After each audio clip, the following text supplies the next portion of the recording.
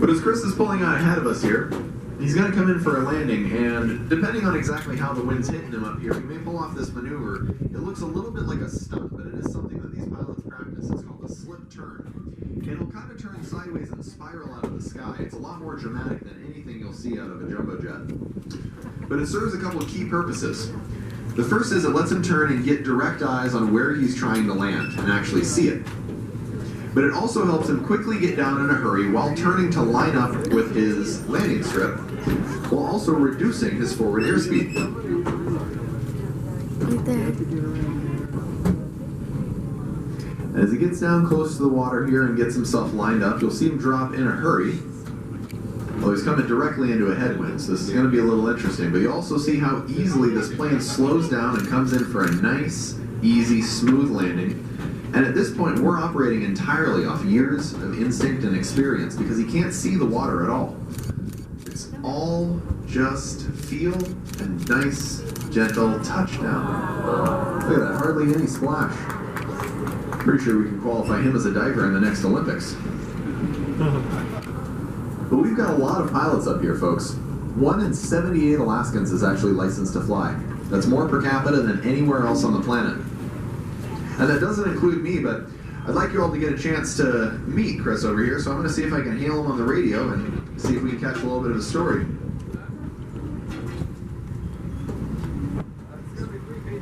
Zulu, are you able to read us?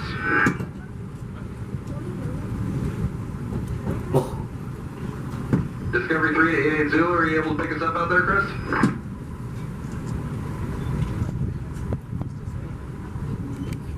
He's a waving. I'm a waving.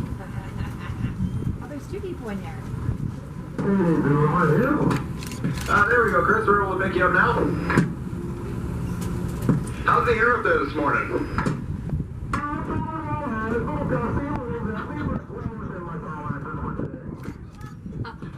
Chris, I know you've been captaining these pilots for quite a long time, and you've got obviously a lot of experience in these small aircraft. Can you tell us a little bit about what your life and experience is like as a pilot? Sure, no problem. Yeah, about 30-year pilot, learned to fly in college, but it took a long time off. And when I came back to Alaska, I had to relearn how to be an Alaska pilot. Well, I know part of that comes from these small aircraft. The one you're flying right now is a Piper Super Cub. These are renowned for being able to get in and out of remote areas of the state. You just showed us how short of a takeoff and landing it can do. Is that part of the reason why you guys like these small aircraft? Oh, yes, that's absolutely the reason we like them. They are really short field performers. We can go into dirt runways, water bodies with floats, and even ski trips with skis. Any snow anywhere. Well, I also know that these are pretty vintage aircraft, but Piper hasn't made a new Super Cub in over 2 decades, and the one you're flying now is a 1970s model. Is it difficult keeping these older aircraft in the air all day long? Actually, it's pretty good. These are kind of like your 60s Chevys. Really easy to maintain. The parts are readily available. It's a wonderful airplane to own, and there's lots of them out there, and there's lots of parts available. And they are making brand new ones. Doing it through Super Cubs, just not the Piper product. All right, well, good to know. Well, Chris, I see you're taxiing out in front of us here. Are you going to be able to do another takeoff for us this afternoon? You bet. I'm going to go down river here a little bit, give it some space, and I'll come back to Lake Georgia. Well, thank you so much. Discovery 3 clear.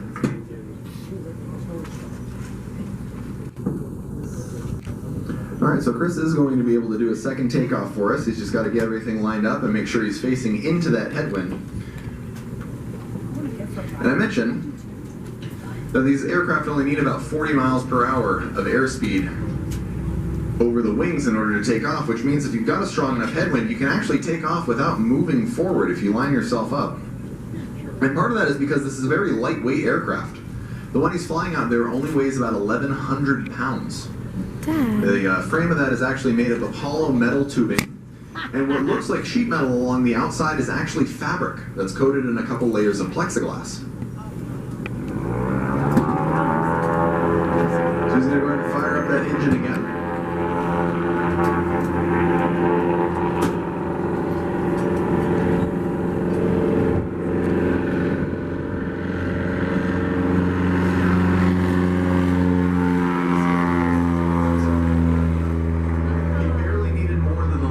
Discovery 3 in order to get airborne.